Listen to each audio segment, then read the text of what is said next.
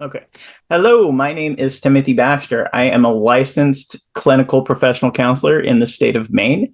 I also hold my licensed professional counselor in both Oklahoma and in Texas. More importantly, I'm a huge nerd. Um, so I want to welcome you today to my presentation, Let Your Sex Nerd Flag Fly, an introduction to nerd culture as sexual amplifiers. Now, in this talk, I will be exploring the intersection of nerd culture and sexuality and how embracing your intersex nerd can enhance your sexual experiences and relationships. Now, most people understand that nerd culture has kind of a passion for technology, science fiction, fantasy, gaming, and a whole lot more. But it's been stereotyped as being separate from the realm of sexuality. However, today we're going to dive into a couple of places in which that nerd culture can absolutely enhance or amplify sexuality. I'm going to focus on two elements, particularly in nerd culture, that have seen a dramatic shift in popularity and a dramatic shift in how they can be used in sexuality. So, before I get too far into this, let me bring up my presentation. So, as I've said, today we're going to talk about letting your sex nerd flag fly. And we're going to introduce you to nerd culture as an amplifier for sexuality. So, again, as I discussed earlier, nerd culture, with its passion for technology, science fiction, fantasy, gaming, and more, has often been stereotyped as being separate from the realm of sexuality. But today we're going to delve into how these interests can actually serve as a powerful amplifier for sexual exploration. We're going to do this by embracing our intersex nerd. You can tap into a wealth of knowledge and creativity that can enrich your understanding of pleasure, desire, and intimacy. Whether you're a seasoned enthusiast, a curious newcomer, this talk is going to provide you some valuable insights and practical tips for incorporating nerd culture into your sexual repertoire. So let's get our flags raised and dive into the world of sex nerdery. Get ready to let your passions and your interests fuel your sexual journey like never before. Let's fly that sex nerd flag proudly. And today we're going to begin with a little bit of D&D. Now, Dungeons and Dragons, for exploring your sexual identity, sexual orientation, or even relationship orientation, is something that I'm passionate about sharing. Okay. So let's talk about what D&D is for any non-nerdy sex pros that don't know. So Dungeons and Dragons is a tabletop role-playing game where players create characters and go on adventures in a fantasy world. You can do so many different things. Your mind is your only limit. Your creativity is your only limit. And so when we're talking about sexuality, we want that kind of thing to go on, right? We want to be able to use our imaginations, think outside the box when we're talking about embracing sexuality, exploring gender identity, exploring our relationship orientation or sexual orientation.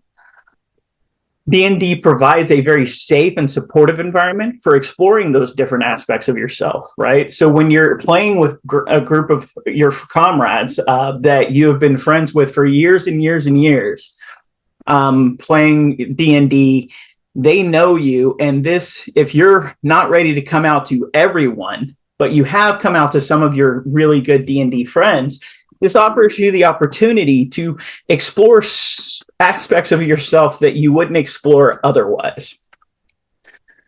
It allows you to creatively express and experiment in a real world, without the real world consequences. So say like you're feeling like, or say like you have an attraction towards men, but you're not afraid, but you're afraid to express that out in the community because so many people are against the LGBTQIA community. but you really want to explore that before you have any talks with other people about your own sexual orientation. You can absolutely explore this within game settings in order to kind of get comfortable with the idea of talking about it. Now, one of the most that also goes with gender identity as well and relationship orientation, right? If you're not comfortable coming out to a whole bunch of people and you're really not even sure where you fall, a lot of it is going back to that whole being able to role play that game, during the gameplay, and actually explore, creating relationships and communicating those feelings and desires, right? So one of the most important parts is creating a character. So when you're creating your character, I want you to consider how their gender identity, sexual orientation, or relationship orientation may either differ from your own or how you relate to it. So when you're creating a character, say you're creating a character and everybody in the group is so this quest group is polyamorous, and you've kind of created this gameplay so that you can explore what it's like to be polyamorous. Like, I want you to see how that differs from the relationship style that you're already in, and how you would like to relate, and kind of play throughout that and use this as a way to experiment. This can help you explore different aspects of yourself in a fun and engaging way. So before you do anything, obviously you want to have fun, but you also want to be able to engage a character without feeling dread, right? And D&D allows you to do that. So then we come to role-playing scenarios. So in D&D, players engage in role-playing scenarios where they make decisions and interact with others. Okay, this can be, okay, we're going on a quest to liberate the town of Trumpistan, right? And I just use this because, say this town, Trumpistan, is super, super conservative, and your group is going out to liberate these people from their sexual shame. So that's your whole mission, right?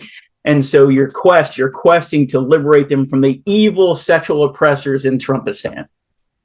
And this can help you to be able to come to terms with your own sexuality. So you're going to use these scenarios to explore how your character's identity and orientation may influence their actions. So normally you might do something one way because you're trying to stay in the closet, or you're trying to not show who you really are. But here in the gameplay, you can show who you really are, and you can use these scenarios in order to experience life and to explore life under those identities. When you're done playing the game, right? When you are, or not even done playing the game, when you're done with that particular quest, that particular game night, right? Much like in BDSM, when we talk about aftercare and things like that, in D&D, when we're talking about D&D for exploring sexual identity, relationship orientation, sexual orientation, we need to have aftercare for ourselves, but we also need to be reflecting on those experiences. So we need to reflect on, after we play a session of D&D, we're going to take some time to reflect on how the experience has impacted your understanding of your identity and of your orientation. So you're going to go through these games and challenges and quests, playing in this particular manner, using the sexual orientation or relationship orientation or gender identity that you're wanting to explore. You're going to use these while in gameplay, and then you're going to really think about how that kind of helps you to understand your own sexual orientation, your own relationship orientation, or your own gender identity. Another aspect of this could be also exploring it from those perspectives in order to gain understanding of someone else's sexual orientation, gender identity, and relationship orientation. Oftentimes we talk about putting ourselves into somebody else's shoes, but oftentimes we don't. Oftentimes we sit there and we will say that, yeah, I can see things from your perspective, but you really have no clue. So doing these role-playing exercises like this can actually help you to get a taste of what it's like, especially if you have a GM, a dungeon master, game master, whatever you want to call it, that is running you through the ringer in these aspects, so that you get a better understanding at what these marginalized communities face. And as a therapist, if I were using this, I would definitely do that kind of thing so that I can help them to come to some term of empathy with those orientations and identities.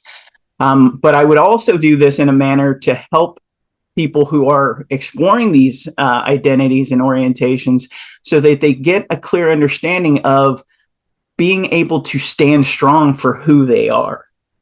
But playing in a D&D and doing this in a D&D manner, it's also a safe way to do it, because the people that you're playing the D&D with are your friends or family, or even your trusted therapist who's using it as a therapeutic intervention. Next up is cosplay for sex play, exploring fantasy and intimacy through role play.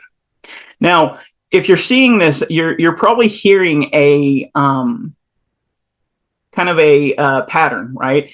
Role play for me is one of the biggest things that can help amplify your sexuality, whether that's in costume or whether it's just a tabletop game.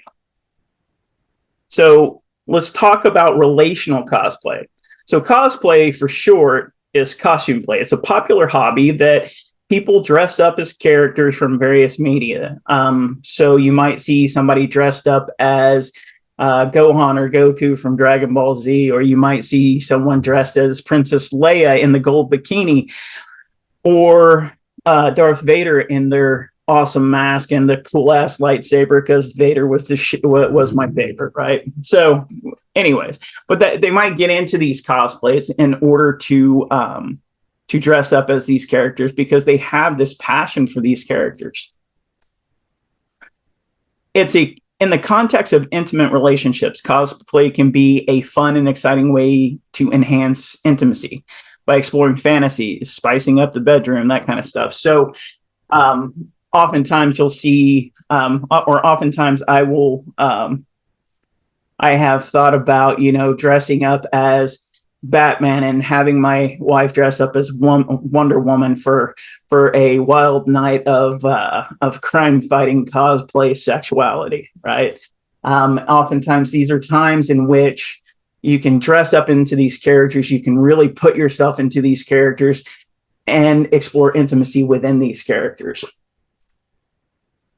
The benefits for cosplay of sex play are pretty simple. Cosplay allows partners to explore different personas or fantasies and create a sense of novelty and excitement in the bedroom.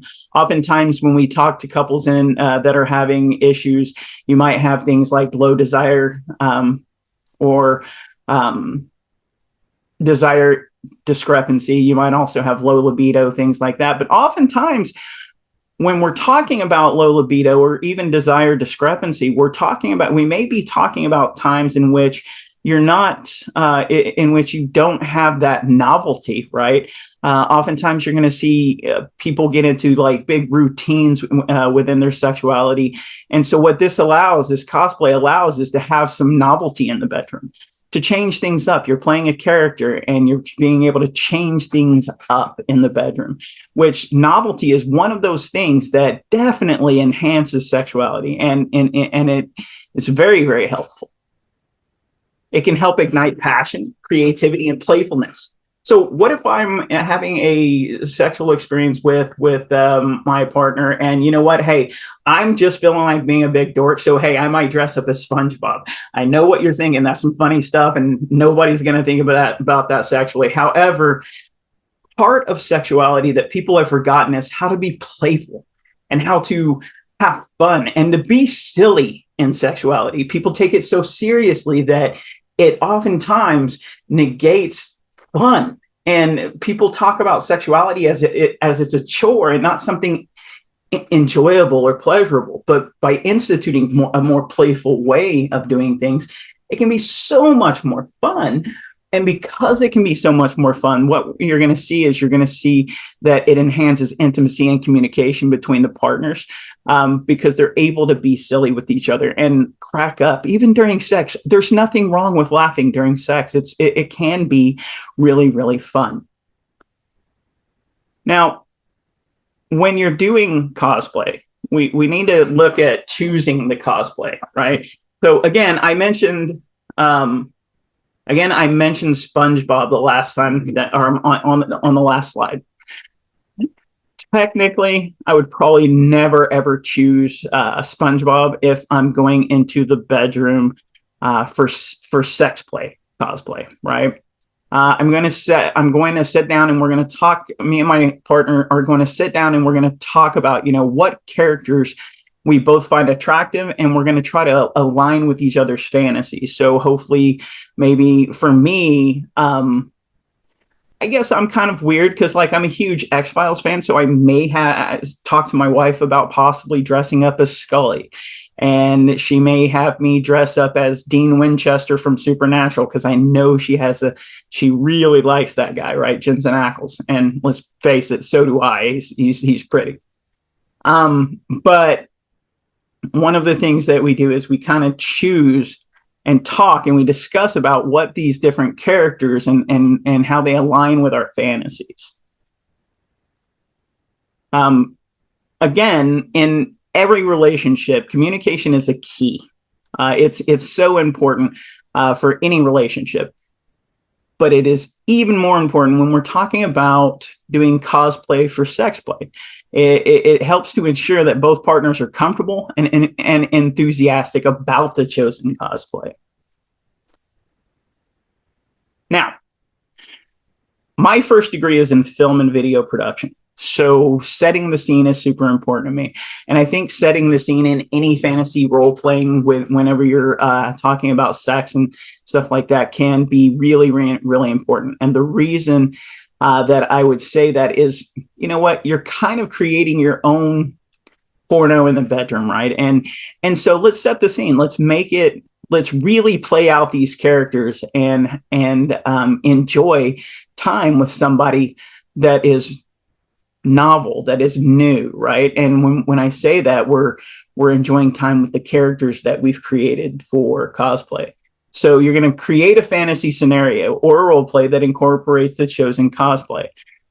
So if you're doing a cosplay of Superman and Wonder Woman, Wonder Woman and Superman have just fought the Brainiac, and they're super, super amped up, and they may start kissing, and then they go into the cosplay scene and enjoy some of that fucking afterglow of battle, right?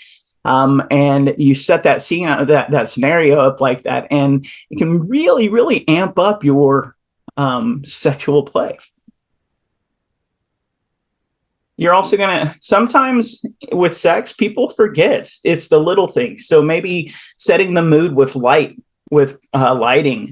bringing in some music to enhance the immersive experience, like maybe some really cool movie cinematic superhero music. It may seem kind of weird and funny, but like some battle music, something like that for the experience and to kind of build the anticipation of this cosplay sex play experience. Now, we've got the scene set. We've got we've kind of chosen the cosplay. Now we're going to talk about developing our character, right?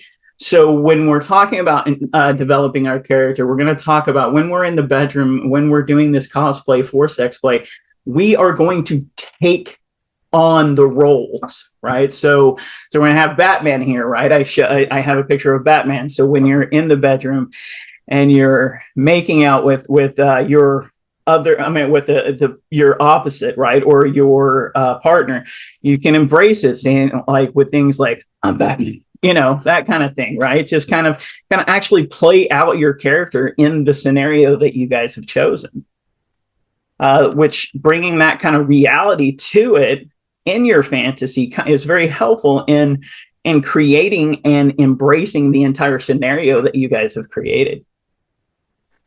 You're going to explore the dynamics between the characters and engage in playful interactions to deepen the fantasy, you know, like Batman and Catwoman. And there's some scenes in Batman in which the Catwoman is very, very playful with him and things like that. Embrace those kind of scenes, right? Embrace that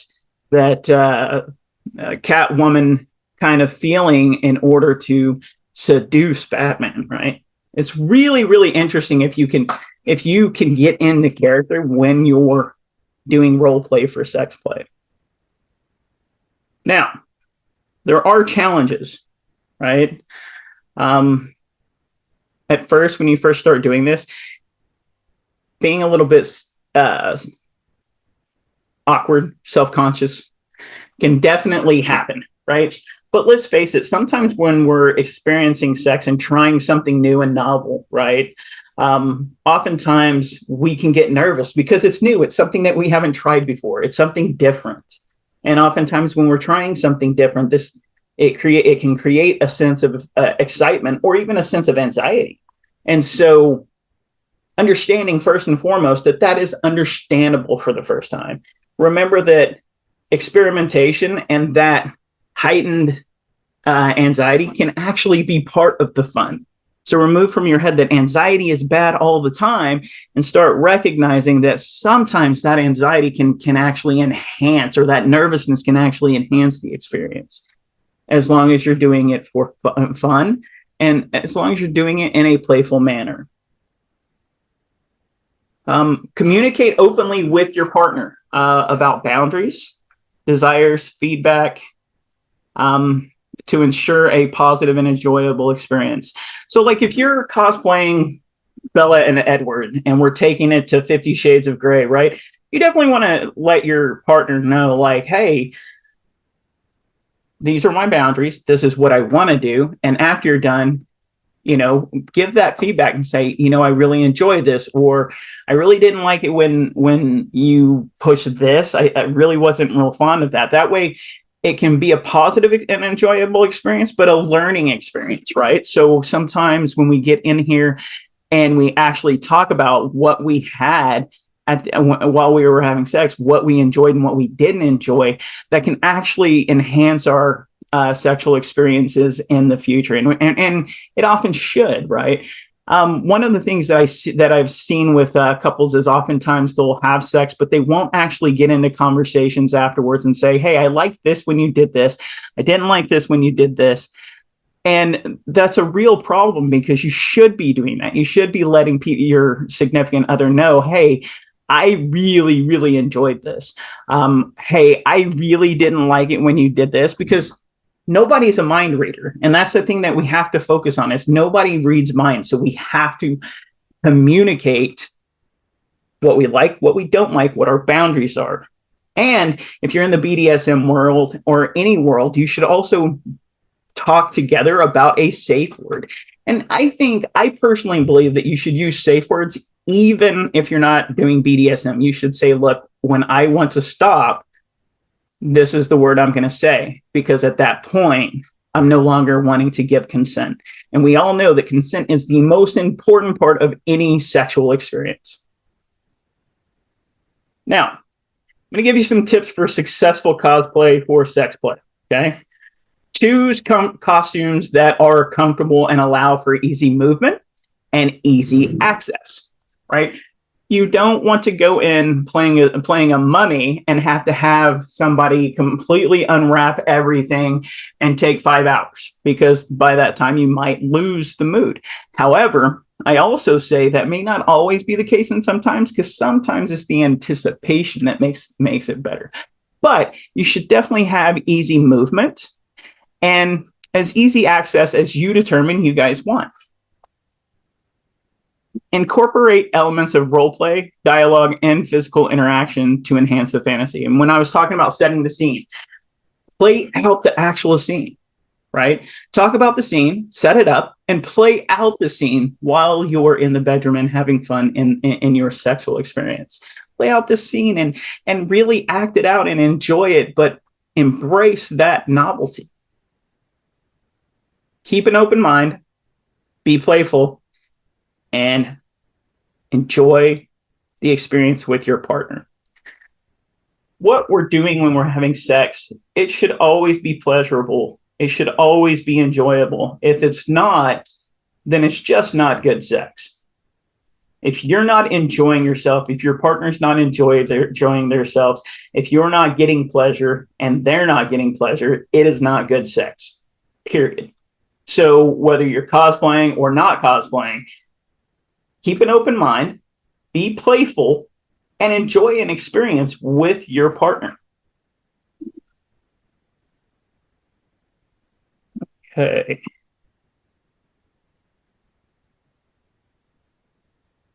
Explore online resources, conventions, and social media platforms for ideas for cosplay. Collaborate with your partners to create a custom costume or scenario that caters to your unique interests and desires. Finally, Dungeons and Dragons can be a powerful tool for exploring identity and orientation. Have fun and enjoy the journey of self-discovery through role-playing. Cosplay for sex play can be playful, creative, exciting, and just enhance your intimacy and connection in your relationship, because it's going to embrace the fantasy. It's going to enhance your communication, and you're going to be exploring novelty with your partner, and that should deepen the bond. So as I said before, nerd culture can absolutely amplify sexuality. And I know that is misspelled. Apparently the correction didn't get in there real well, but it is supposed to be amplified. So enjoy your day. And if you want to know more about me, I run a podcast. It is the Sexy Nerd Podcast. Now, I did put a link up here. If you want to check it out, that's my link. Write it down and check me out. I also have articles on Medium, and that is me on Medium. So if you like it, check it out, write this down, and enjoy. I appreciate it, and have a great day.